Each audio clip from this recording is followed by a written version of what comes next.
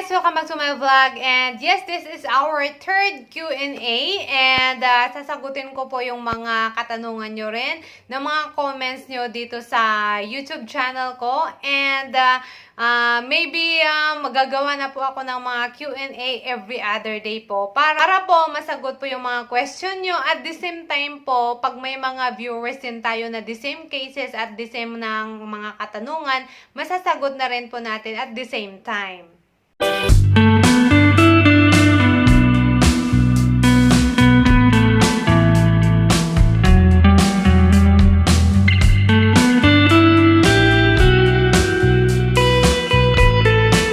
Disclaimer lang po guys, I am fertility nurse po, hindi po ako doctor.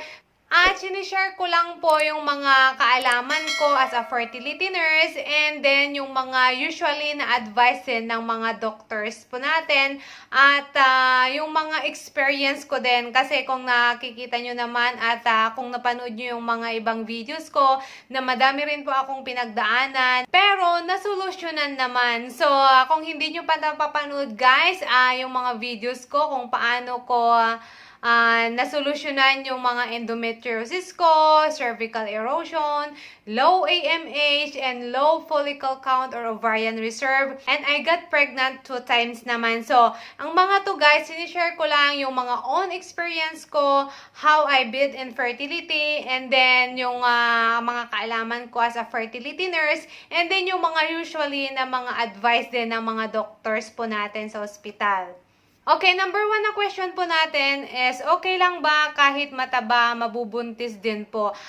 Pag mataba po kasi tayo guys, mahihirapan. Kasi pag mataba ka, madami ding mga cases na mga nagsisilabahasan dyan, lalo-lalo sa mga PCOS, ganun. At yung mga cholesterol din natin, mataas. And try talaga natin na i-reach yung normal BMI natin, yung 18.5 to 23.5 na BMI.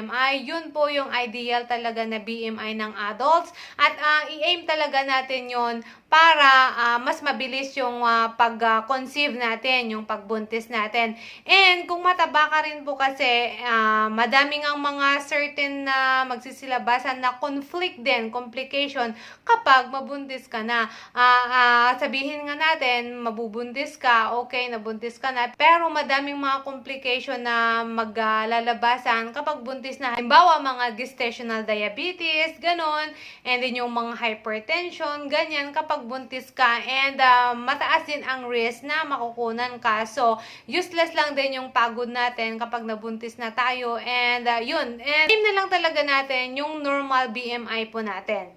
Next question, nakunan po ako nung December 27, bali mga 7 days din po akong dinugo na parang mens po.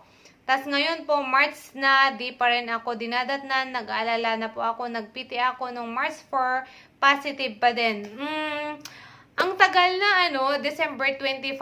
Usually kasi guys, pag nakunan tayo, kahit 2 months after natin nakunan, pwedeng mag-positive pa yung pregnancy test natin. Kasi mataas pa yung level ng HCG natin sa katawan natin. Kasi nga doon sa previous na pagbubuntis natin. So, December 27 siya nakunan, and December, January, February, March. So, ang advice ko na lang dito guys, go for ultrasound para tignan kung merong bago na pagbubuntis. Kasi 3 to 4 months na after kang nakunan. Baka meron ng bago ulit na pagbubuntis na yan. Pero pag 2 months after tayong nakunan at positive pa rin yung PT natin, pwedeng yung level ng HCG natin mataas pa doon sa previous na pagbubuntis natin. Kaya positive pa rin yung PT natin. Next question, ma'am, pwede bang pagsabayin inumin yan a day? Yung mga vitamins yung sinasabi niya. Yes, kasi set naman to guys, yung mga Fertil Aid, Fertil CM, at yung mga Ova Boost. Yes, pwedeng pagsabayin. Pero, as I said nga, after meal po siya, halimbawa, yung 3 tablet, isang Fertil Aid, isang Ovaboost, isang Fertil CM, pwedeng pagsabayin yung 3 yon after ng meal natin. Halimbawa, after breakfast, after lunch, and then after dinner. So, sa Ovaboost kasi, meron mga instruction dyan sa mga per bottle ng vitamins, pero yung Ovaboost is 4 times a day. So, after meal and then, ititake na lang natin yung isa before bed para at least merong interval. And yes, pwedeng pagsabay-sabayin yung 3. Isa nga sa Fertil CM, isa Fertil Aid, isang Ovaboost after meal po. Next, hi po! May vlog na po ba kayo tungkol sa mga tips para hindi mabuntis o ayaw pang mabuntis? Kung wala pa po, please. Sorry, wala pa akong mga vlog ng kung paano hindi mabuntis. Kasi, ang theme naman talaga kasi ng channel po natin nito is kung paano talaga tayo mabuntis despite sa mga fertility issues natin. So, okay, titignan ko kung makakagawa po ako ng video na ganyan. Pero parang salungat kasi sa goal natin, diba? So, meron talaga tayong goal at set up our goals para nga mabuntis tayo. Pero, titingnan ko po kung makakagawa po ako ng video niyan.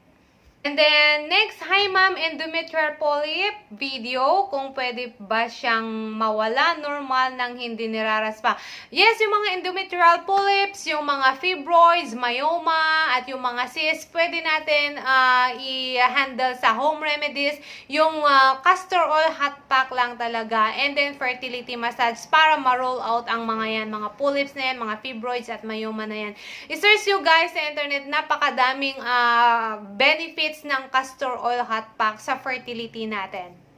Next is, mabubuntis pa po ba kaya ulit? Asawa ko, 11 years old na, kaya panganay ko hindi na nasundan. Ano po pwedeng gawin? Mababa daw matres niya.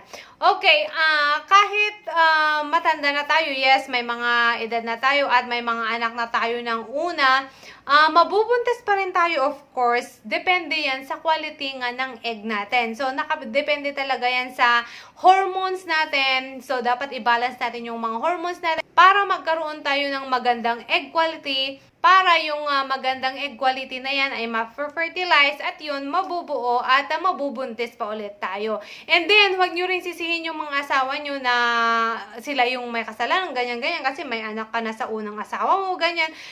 Lahat guys, merong mga changes, may mga pagbabago yung mga hormones natin habang nagkakaedad tayo. So, kahit meron kang anak na noon, pero nagkaka-hormonal changes ka din naman, so, ganun din. So, huwag niyong sisihin ang isa't isa. Dapat mag-work up na lang tayo, ganun. And sa mababang mattress guys, pwede niyong ipahilot kasi sa medical kasi, wala talagang mababang mattress, ganun. Meron lang talaga yung mga retroverted, anteverted, yung mga ganon, yung anti-flex, ganon. Pero pag mababa, hindi masyado eh. Kaya, try nyong ipahilod guys, itataas nila yan. Kasi ako din guys, nagpahilod din ako after kong nakunan. After ng first menstruation ko, after kong nakunan, nagpahilod ako. And, yun nga, okay naman na. And, baka nakatulong din talaga yun. Kasi, feeling ko din, mababa yung mattress ko. So, malaking tulong din yung mga manghihilot para itaas nila yung mga mababang mattress natin. Next is, umabot naman po ng 7 to 8 days yung pagdurugo. Kaso po, nagkaroon po ng amoy yung puwerta ko. Ano po ba dapat kong gawin? Thank you po sa sagot. Ano bang ano nito? Yung kailangang raspahin, sabi. Kasi baka nakunan to. And yes, umaabot ng at least kahit 2 weeks ang pagdurugo mo after kang nakunan eh. So, baka yun pa rin yung lining ng mattress mo na natatanggal dyan after mong nakunan. So, yes, medyo may amoy kasi eh. So, advice ko na lang, drink more water. At least 4 liters a day para ma-cleanse po. And yun sa amoy and medyo mabaho na sabi mo, baka yun talaga yung mga old na linings at mga debris ng mga hindi pa talaga nailalabas na mga debris ng baby kapag nakunan ka. Next, ma'am, tanong ko lang kung ano pwede kong gawin. Kasi may cyst po ako sa leeg. Cyst na yung dumadami. Natatakot na po ako at dapat kong gawin. Sana matulungan nyo. Hindi ko po masyadong ganito, mga medical na po kasi ito, hindi sa mga fertility. Pag sa mga ganun, mga cyst sa leeg, pwede na lang kayong kumonsulta sa mga endocrinologist, sa mga doctors na specialized or expertise sa mga endocrine, yung mga thyroid problems po. Next is, pag teen endometrium po ba hindi mabubuntis kada transvaginal ultrasound ko po kasi sa laging teen. Lagi kong nababanggit sa mga previous videos ko guys, depende kasi sa phases mo pag pupunta ka sa ultrasound.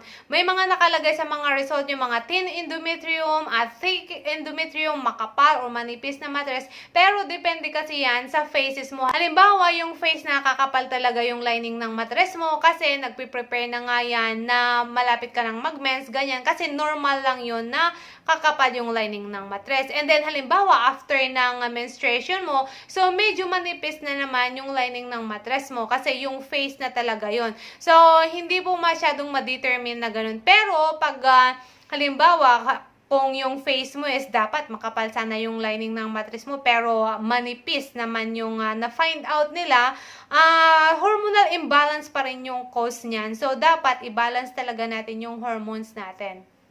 Next, ma'am, nagkaroon po ako kahapon ng malakas siya, tas ngayon po unti lang, normal lang po ba yun? 2-timer ko lang po. Anong 2-timer? Normal naman talaga yung lahat pag before and after ng menstruation natin, medyo pahina, and then pagkaligitnaan, malakas, and then after, humina na naman. Ganun. So, normal lang din po yun. So, yun lang guys, ang mga Q&A natin for today. Yung mga questions nyo po dito sa comment section dito sa YouTube. And I will try guys na masasagot po yung mga question nyo na gagawan ko na lang po ng video para yung mga halimbawa questions din ng mga ibang nanonood masagot na rin at the same time.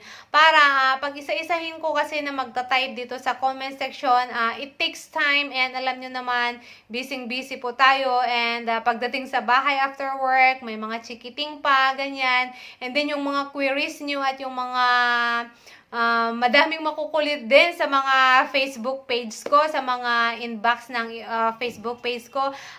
Sorry, minsan natatag lang akong mag-reply kasi super busy nga po talaga tayo. So, yun lang guys, and I will try na makakagawa ng mga Q&A na ganito para at least isahan na po yung sagot at yung mga tanong nyo, yung mga viewers na magtatanong, masasagot na rin at the same time.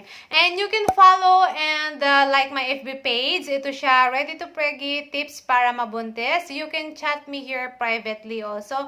And then, you can also browse yung mga pictures ng mga testimonies, ng mga improvements ng mga sis natin at yung mga ginawa nila, yung mga ginawa ng mga nabuntis na para makakuha rin po kayo ng mga tips dito. So, follow nyo lang po ang Facebook page natin. Yan po siya. And pag hindi pa kayo nakaka-subscribe dito sa channel ko, please subscribe and click the bell button. Click all para ma-update kayo every time na meron akong bagong uploads. Bye-bye and God bless!